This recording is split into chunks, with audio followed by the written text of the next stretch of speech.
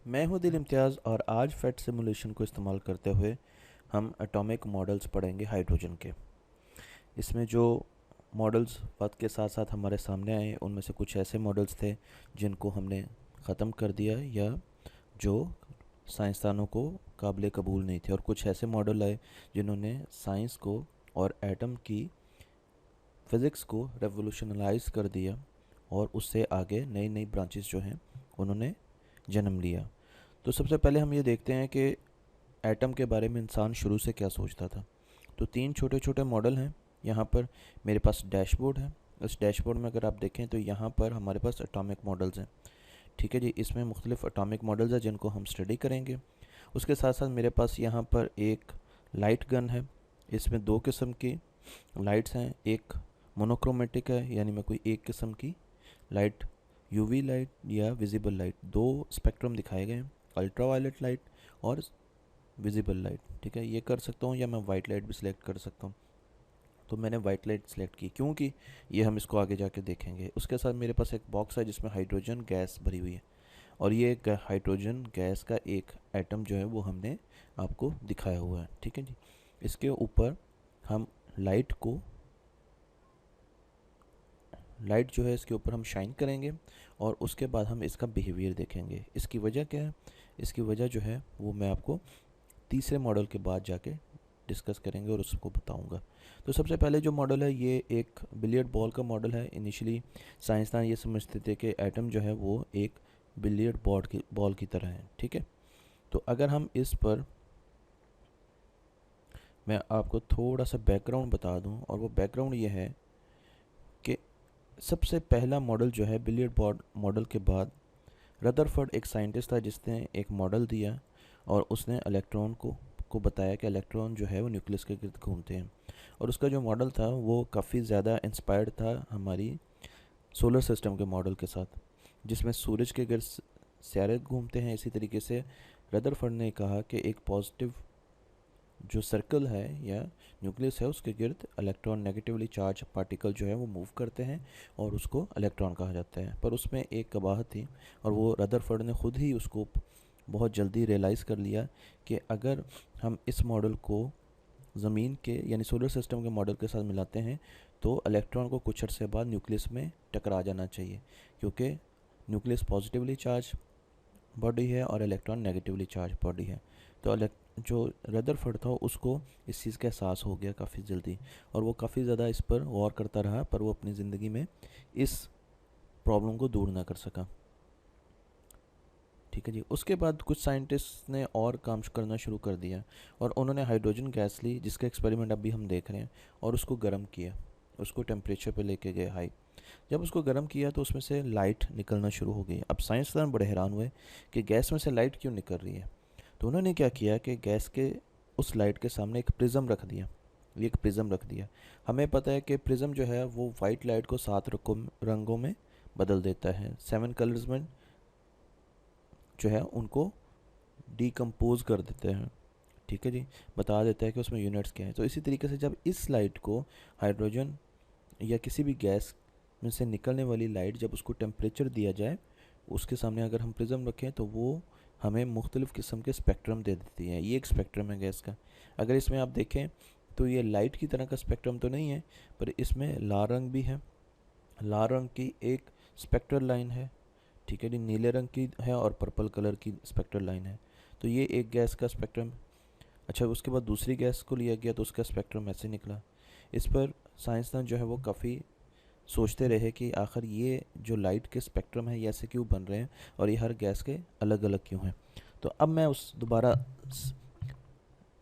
आता हूँ उस एक्सपेरिमेंट की तरफ, और उसमें मैं आपको बोहर जो है इसके बारे में थोड़ा सा बता दूं कि बोहर एक साइंटिस्ट था और उसने ये जब स्पेक्ट्रम देखे तो उसने कहा कि जो इलेक्ट्रॉन है वो फिक्स्ड ऑर्बिट्स में मूव करता है न्यूक्लियस के गिर्द। ठीक है जी, उसकी एनर्जी जो है वो फिक्स ऑर्बिट्स की होती है। तो वो एक ऑर्बिट से दूसरे ऑर्बिट में तो जा सकता है, पर वो बीच में नहीं रह सकता। किसी भी जगह दो ऑर्बिट के बीच वाली जगह में वो नहीं रह सकता। उसको परमिशन ही नहीं है एक इलेक्ट्रॉन को कि वो बीच में रह सके। और जब वो एक कम एनर्जी वाले इलेक्ट्रॉन से ऑर्बिट से जंप करता है, ज़्यादा एनर्जी वाले ऑर्बिट पे, तो वो क्या करता है जी, उसको हीट चाहिए, कोई एनर्जी चाहिए। और अगर आप गैस को गर्म करते हैं तो क्या होता है, उसको वो एनर्जी मिल जाती है और वो जंप कर जाता है। पर जब वो, अब उसको और एनर्जी मिली, वो और जंप कर गया। पर जब वो वापस आया, क्योंकि वहाँ पर वो हमेशा नहीं रह सकता, उसकी एनर्जी जो है वो वहाँ पे अनस्टेबल होता है। जब वो वापस आता है तो वो एक लाइट की एक फोटोन जिसे हम कहते हैं, या एनर्जी पैकेट कहते हैं, वो रिलीज़ करता है। ठीक है नहीं, अब वो ज़्यादा एनर्जी से कम एनर्जी की तरफ है तो उसने एनर्जी रिलीज़ की, और वो किस फॉर्म में की, लाइट की फॉर्म में। ये देखें, ये ब्लू कलर की लाइट उसने रिलीज़ की। अच्छा, अगर वो किसी और ऑर्बिट से इस ऑर्बिट में आता तो शायद वो इस कलर की, हल्के ब्लू कलर की करता। अगर वो दूसरे ऑर्बिट से पहले ऑर्बिट में आता तो रेड कलर की करता है। यानी वो मुख्तलिफ ऑर्बिट से जब नीचे आता है तो उस कलर की लाइट्स जो हैं वो जनरेट करता है, रिलीज़ करता है। इसका मतलब कि हर लाइट की ताकत भी डिफरेंट है, इंटेंसिटी भी डिफरेंट है, पावर भी डिफरेंट है। अगर इलेक्ट्रॉन जो है वो दूर के शेल से, दूर के ऑर्बिट से जंप करके पहले ऑर्बिट में आएगा तो ज़्यादा पावरफुल लाइट निकालेगा। तो इस तरीके से हमारे पास ये स्पेक्ट्रल लाइन जो है वो बनती हैं। और एक चीज़ जो बोहर ने कही थी वो ये कहा था कि क्वांटम लीप जो है, यानी एक जगह से इसको क्वांटम लीप कहा था, ये क्वांटम मॉडल था। और साथ साथ उसने कहा था कि एनर्जी जो है इसमें क्वांटाइज्ड होती है, यानी इलेक्ट्रॉन क्वांटाइज्ड ऑर्बिट्स में जाता है, वो कॉन्टिन्यूस नहीं होती, हर जगह नहीं रह सकता इलेक्ट्रॉन। तो अब हम इसी,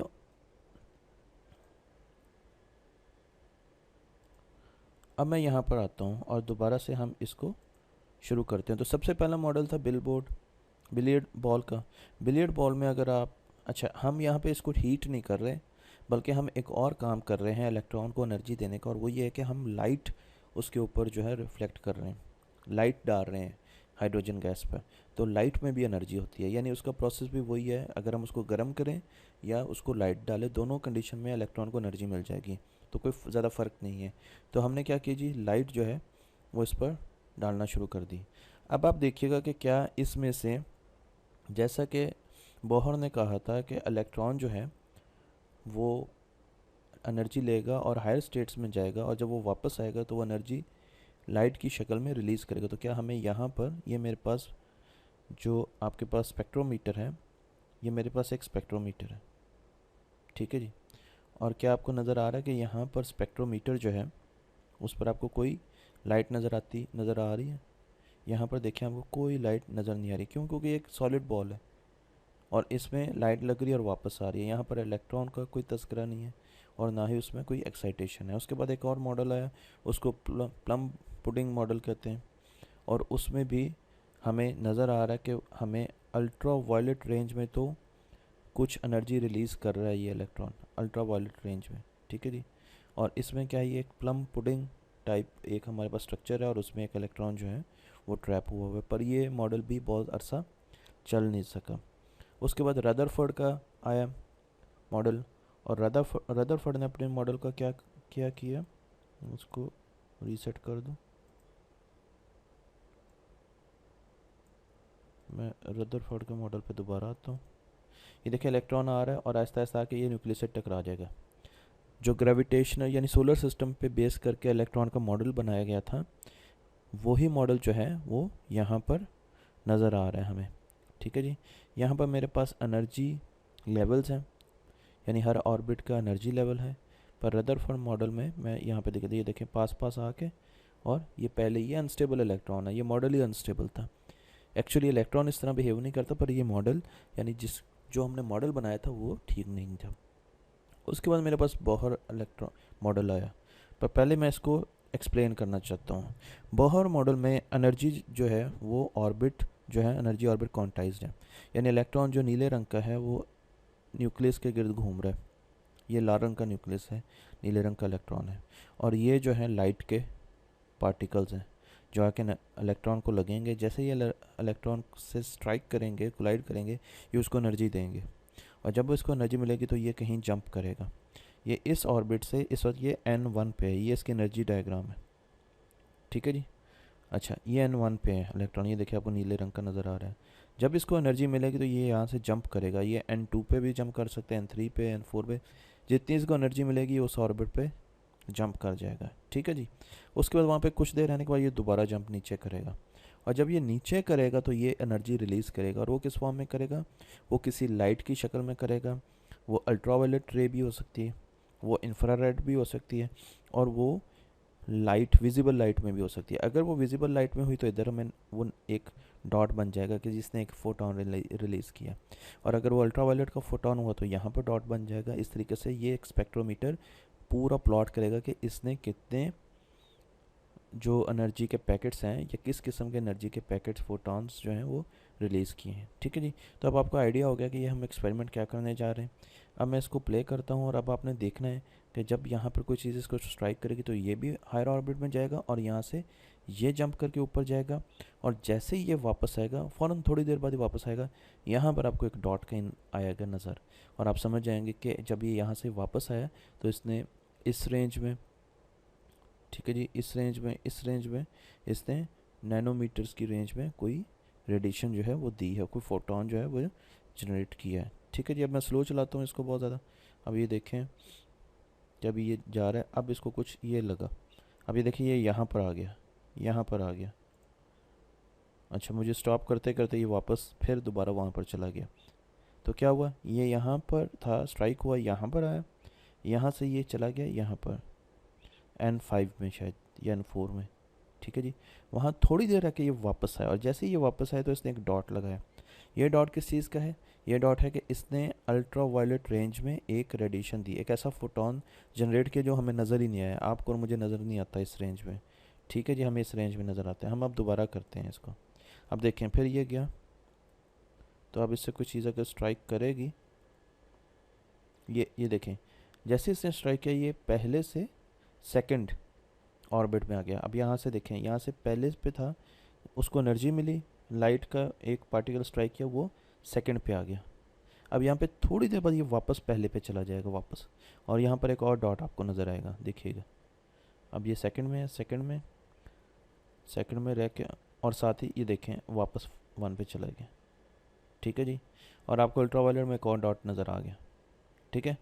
इसके बाद अब दोबारा करते हैं, अब देखते हैं तो अब ये कहाँ जाता है। अब ये देखें, ये यहाँ से इस हिट किया था लाइट ने, और ये यहाँ पर आ गया, ये N5 पर आ गया, 1 2 3 4 और ये 5। ठीक है, N5 पे आ गया, ये देखें, ये N5 पे आ गया।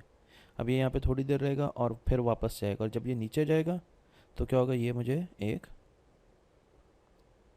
अब ये यहाँ पर, और ये देखें। अच्छा, अब ये एक बड़ा मज़े का फिनोमिना, ये सीधा जो है वो N1 पे नहीं गया, देखें यहाँ पर नहीं गया। ये भी एक बहुत अहम प्रोसेस है। इसकी मर्ज़ी है कि ये 5 से 1 पे कैसे आता है। आना इसने 1 पे है क्योंकि ये स्टेबल वहाँ पर है जहाँ पर ये घूम रहा था, पर ये 5 से 4 में आके फिर 1 पे भी आ सकता है, 5 से 3 में आके भी 1 पे आ सकता है, 5 से डायरेक्ट 1 पे भी आ सकता है, किसी भी तरीके से ये वापस आ सकता है। यानी इसका कम्बिनेशन जो है, अब जब ये 5 से 3 पे है ना, तो इसने एक फोटोन तब भी जनरेट किया। क्यों? क्योंकि और इस ऑर्बिट की एनर्जी ज़्यादा थी, इसकी कम थी। तो जब इसने हायर एनर्जी से लोअर एनर्जी में जाना है तो इसने एनर्जी रिलीज़ करनी है, इसने एनर्जी रिलीज़ की। और वो एनर्जी कहाँ पर आई, ये देखें, ये राइट साइड में इंफ्रारेड फॉर्म में एक आपको फोटोन नज़र आया। अब ये देखिए, ये लोअर एनर्जी फोटोन है। ठीक है ना। क्यों? क्योंकि इसने छोटा जंप लगाया, इसने थोड़ी एनर्जी रिलीज़ की, अपने पास एनर्जी रखी बाकी। ठीक है। अब ये यहाँ से फिर दोबारा जंप करेगा, और अब देखें, अगर इसको कोई और चीज़ ना टकरा गई, अब ये देखें, ये वापस आ गया। ठीक है जी। अब ये यहाँ पर वापस आ गया। तो अब आप देखें कि यहाँ पर अब ये वापस आके, और इसने जनाब जो है ना, अब मैं इसको, ये फिर ऐसे चलता रहेगा, आगे जाता रहेगा। तो अब मैं इसको फास्ट कर रहा हूँ। अभी अब देखिएगा, ये फास्ट होगी तो ये जल्दी जल्दी ऊपर जाएगा, वापस आएगा। अब ये देखें, एक रेड कलर का आ गया। ठीक है जी। अब आप देखेंगे जब ये यहाँ पर एक अल्ट्रावायलेट बढ़ना शुरू हो गई, काफ़ी ज़्यादा फोटोन जनरेट हो गए अल्ट्रावायलेट के। मैं इसको और तेज़ कर देता हूँ। अच्छा, जब मैं इसको तेज़ कर रहा हूँ तो इसके साथ साथ मैं आपको एक चीज़ और भी दिखाना चाहिए। इसको हम चलते रहने देते हैं, और मैं आपको एक चीज़ और जाके दिखाता हूँ। वो ये कि ये जो स्टैंडर्ड हाइड्रोजन का स्पेक्ट्रम है वो इस तरीके से, हाइड्रोजन के, ये सिर्फ विजिबल लाइट में, इसमें अल्ट्रावायलेट और इंफ्रारेड नहीं है। तो आप देखें कि हाइड्रोजन में जो रेड कलर की एक विजिबल लाइट है, ठीक है जी, वो जो है वो आपको नज़र आएगी। आपको ब्लू कलर की, हल्के ब्लू कलर की, नेवी जो ब्लू जिसको कहते हैं, स्काई ब्लू जिसको कहते हैं, फिर आपको नेवी ब्लू की नज़र आएगी, और एक आपको पर्पल आएगी। तो 4 लाइंस जो है वो विजिबल रेंज में नज़र आएंगी। बाकी अल्ट्रावायलेट यहाँ पे नहीं दिखाया गया और इंफ्रारेड नहीं दिखाया गया। तो 4 ये एक्चुअल में हाइड्रोजन का स्पेक्ट्रम है, जब लोगों ने उस पर काफ़ी ज़्यादा एक्सपेरिमेंट्स किए। तो अब हम देखते हैं कि हमारा कैसा आता है। तो आप देखें कि अब आहिस्ता आहिस्ता फोटॉन्स जो हैं वो रेड कलर के, इतने फोटॉन, ये 5-6 रेड कलर के फोटॉन्स जनरेट हो रहे हैं। ठीक है जी। स्काई ब्लू भी हो रहे हैं, ब्लू भी हो रहे हैं, पर्पल भी हो रहे हैं।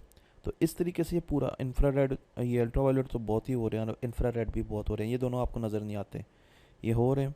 और अगर आप देखें तो ये यहाँ पर ये कभी ऊपर जा रहा है, कभी नीचे आ रहा है, एक इलेक्ट्रॉन फिर ऊपर जा रहा है, फिर नीचे आ रहा है। तो आप देखें जब इसने 3 से, मैं यहाँ पे कोशिश करूँगा कि इसको रोकूं। आप यहाँ पे देखिएगा कि ये जब 2 पे जंप लगाता है ना, तो कलरफुल फोटोन देता है। किसी और से 2 पे आता है ना, तो कलरफुल विजिबल लाइट में फोटोन देगा।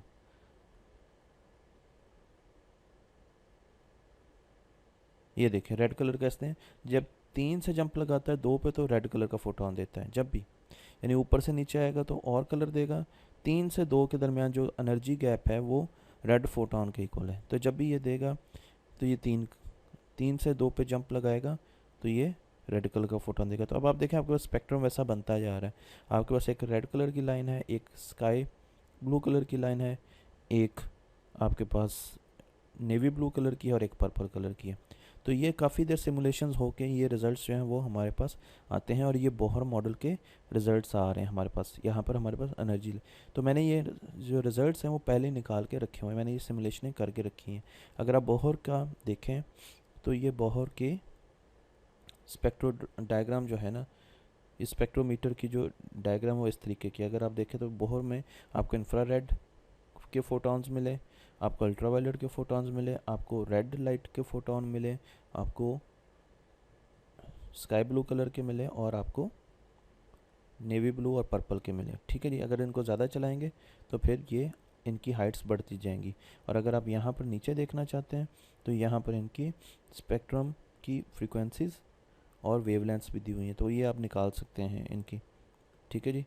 तो इस तरीके से ये हमने जो बोहर है उसका एटॉमिक मॉडल जो है उसको स्टडी कर लिया। अब हम आ जाते हैं डिब्रॉय पे, जिसको हम डी ब्रॉगली कहते हैं। वैसे वो गलत प्रोनाउंसिएशन है, ये डिब्रॉय है। डिब्रॉय जो है उसने, थोड़ा सा मैं आपको बैकग्राउंड बता देता हूँ ताकि आपको समझने में आसानी हो। डिब्रॉय ने एटम के बारे में ये बताया कि एटम में क्योंकि इलेक्ट्रॉन है, और उस वक्त तक ये डिबेट बड़ी ज़ोर से चल रही थी कि इलेक्ट्रॉन जो है वो एक वेव है कि एक पार्टिकल है। तो डिब्रॉय जो है उसने इलेक्ट्रॉन को, इसने पीएचडी का जब थीसिस किया तो उसमें इलेक्ट्रॉन के साथ इसने एक वेव एसोसिएट की। और जब इसने अपना थीसिस दिया तो इसका थीसिस जो है वो, इसके जो सुपरवाइजर्स थे उन्होंने उसको मानने से इनकार किया, और फिर उसको आइंस्टाइन की तरफ भेजा गया। आइंस्टाइन ने जब डिब्रॉय का थीसिस पढ़ा तो उन्होंने कहा कि ये वैलिड रिसर्च है और इनको पीएचडी की डिग्री अवार्ड की जाए।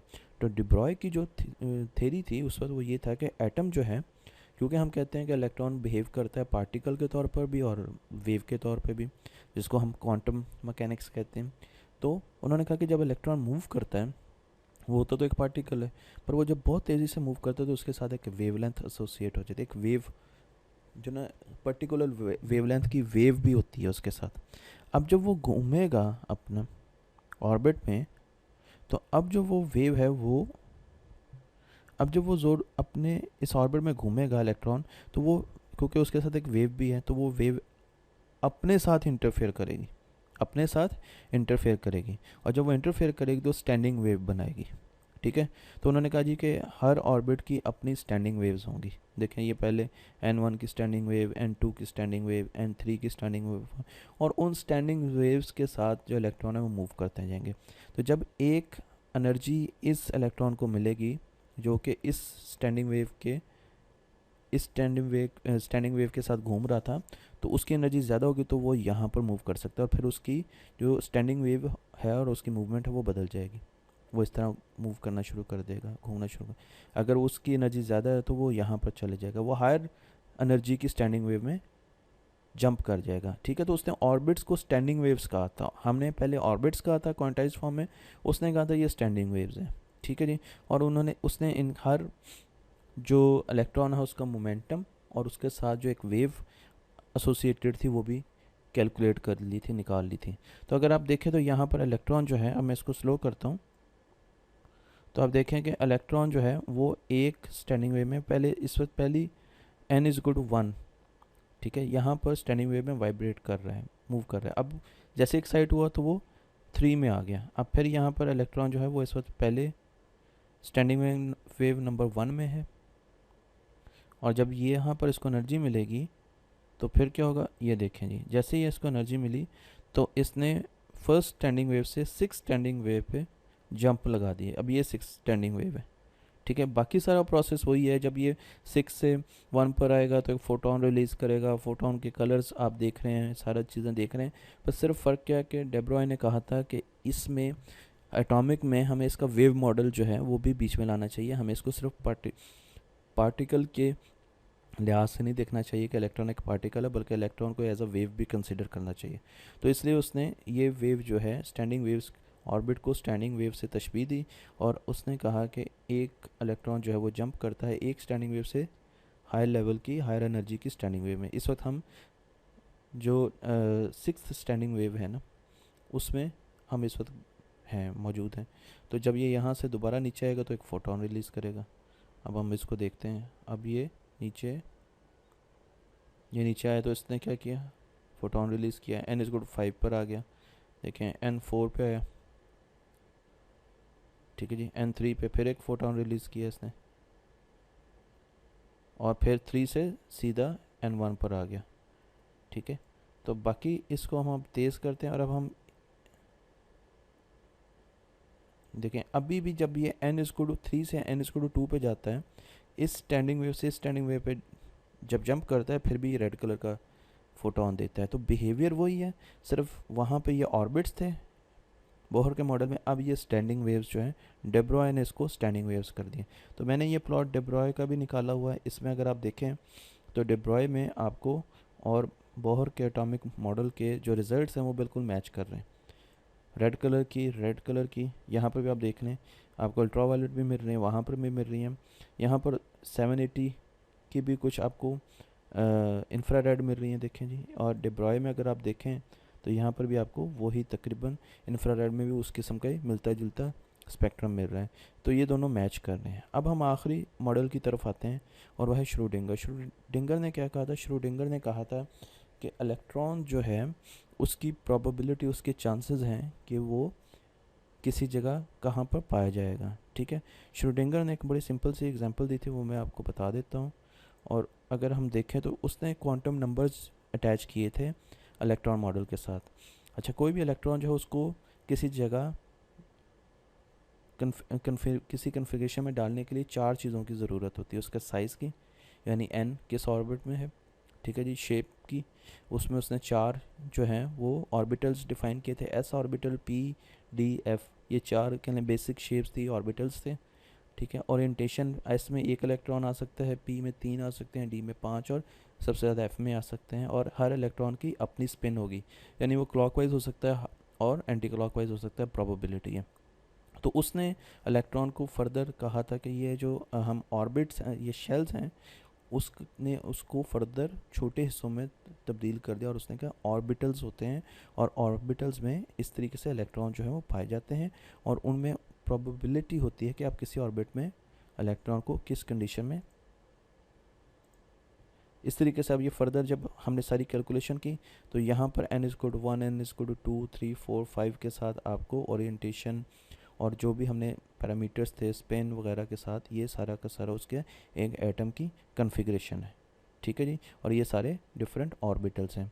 तो उसने ये भी साथ कहा था कि ये जो एटम होता है वो एक क्लाउड होता है, और वो उस क्लाउड में किसी जगह भी पाया जा सकता है।